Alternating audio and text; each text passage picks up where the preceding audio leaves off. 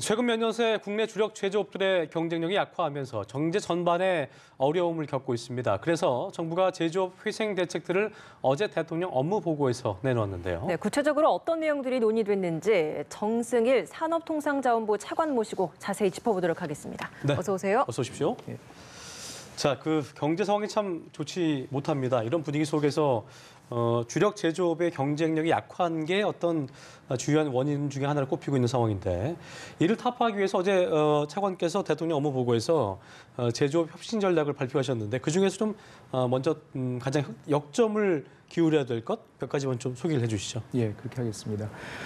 지금 이제 주요 산업단지를 중심으로 해서 네. 제조업의 활력이 좀 떨어지고 있고 지역 경제가 이에 따라서 이제 어려움을 좀 겪고 있는 그런 상황입니다. 예.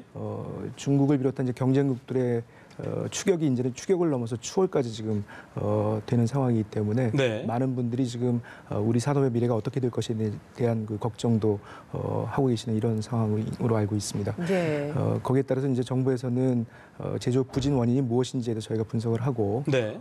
그 원인에 대해서 어떤 처방을 내놓는 것이 지금 현재 상황에서 가장 맞겠는지를 저희가 살펴보았습니다. 예. 제조업 부진의 원인은 여러 가지로 설명이 될 수 있겠습니다만 대외적으로는 세계 경기의 둔화 그리고 보호무역제의 확장 같은 대외적 요인과 함께 그동안 산업의 구조 조정이 혹은 구조 고도화가 지연됐던 그런 여러 가지 요인들이 누적되고 복합적으로 작용해왔던 것을 이렇게 파악을 하고 있습니다. 그래서 네.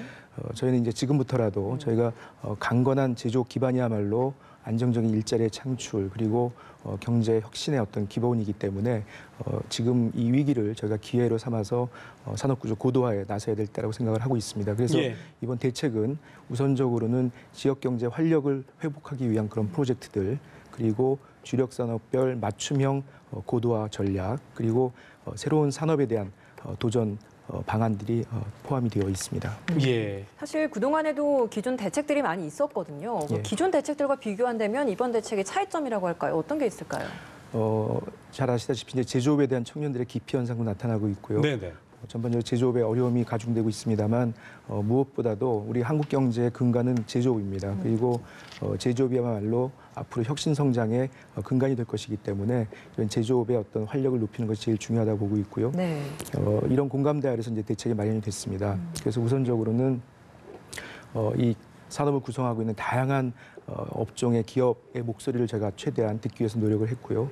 그다음에 다양한 업종별, 기능별 산학연 전문가들과 협의를 통해서 저희가 산업 현장에서의 정책 수요를 담아내기 위해서 최대한 노력을 했던 말씀을 드리겠습니다. 예. 아울러서 지역경제 활력 회복의 주체는 지방자치단체와 지역경제 기업이기 때문에 예.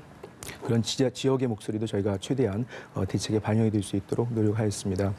그래서 이런 것들을 바탕으로 해서 저희가 장단기를 아우르는 종합대책 그리고 정부의 역할을 규제의 개혁과 그리고 전반적인 사람 키우기 그리고 그 새로운 산업에 도전하기 위한 그런 기업들의 리스크를 공유하거나 경쟁과 협업을 촉진하는 데 정부 역할을 강화하는 것으로 이렇게 방향을 잡았습니다. 네.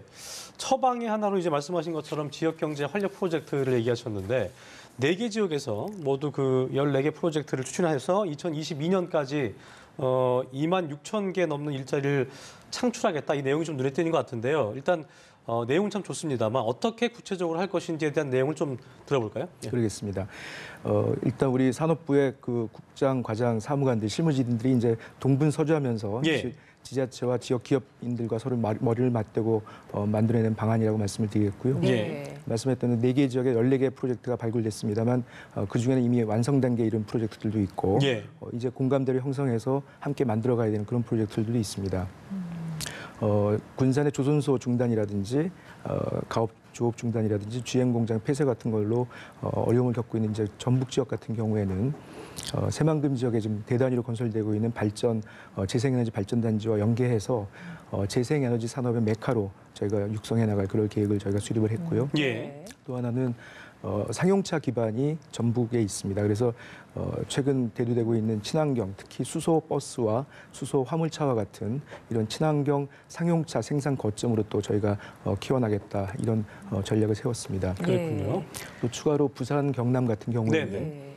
지금 이제 자동차와 조선 같은 경기가 안 좋기 때문에 지역 경제 어려움을 겪고 있는데 이런 그 지역에서 중소형 이 초소형 그 전기 자동차, 그다음에 전기 버스와 같은 이런 사업들에 중소 중견 기업들이 적극적으로 참여할 수 있도록 저희가 수요와 일감을 꼭 창출하는 대기업만이 아니라 그렇습니다. 그렇죠? 그런 전략도 같이 저희가 마련했고요. 예. 아울러서 노후화된 산단을 저희가 새로운 기술을 접목해서 미래형 스마트 산단으로 바꿔가는 그런 작업들도 추진할 계획으로 있습니다. 그렇군요.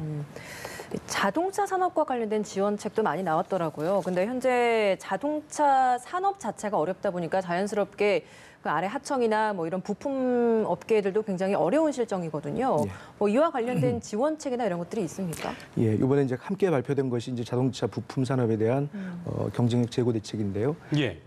아까 앵커께서 말씀하신 대로 우리나라가 이제 2015년도에 456만 대를 정점으로 찍고 지금 생산 규모가 한 10% 정도 하향세를 보이고 있죠. 지금 예. 보이고 있는 상태입니다. 그래서 일감이 줄어듦에 따라서 이제 자동차 부품 기업들이 상당한 지금 어려움을 겪고 있는데요. 네.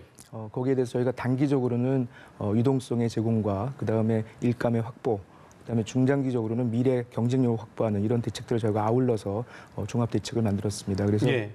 우선적으로 좀 자세히 말씀을 드리면 유동성 공급 관련해서는 기업들이 가장 절박하게 요청하고 계시는 그렇죠. 신규 투자나 운전 자금의 확보, 그다음에 이제 기존 대출의 만기 연장과 같은 그런 부분에 대해서 저희가 3.5조 이상의 유동성을 공급하는 그런 대책을 만들었고요. 예. 더 구체적으로는 이제 자동차 부품 기업에 대해서는 정부와 지자체, 완성차 업체가 공동으로 출연해서 그 재원을 가지고 1조 원 규모의 신규 자금을 저희가 제공할 예정으로 있고 또 지원 GM 그 협력사들에 대해서는 1.2조 원 규모의 만기 대출 연장도 1년 더 연장할 계획으로 있습니다. 네. 일감 창출과 관련해서는 올해 말로 종료가 되는 개소세를 6개월간 더 연장하는 것으로 이렇게 지금 협의가 됐고요. 또 하나는 10년 이상 지난 노후 경유차에 대해서 예. 폐차하고 신차를 구매할 경우에 개소세를 감면하는 이런 것도 내년에 시행할 계획으로 있습니다. 그렇군요. 또 전기차와 수소차 같은 분야에 대한 보조금도 획기적으로 예. 늘릴 계획으로 있는데요.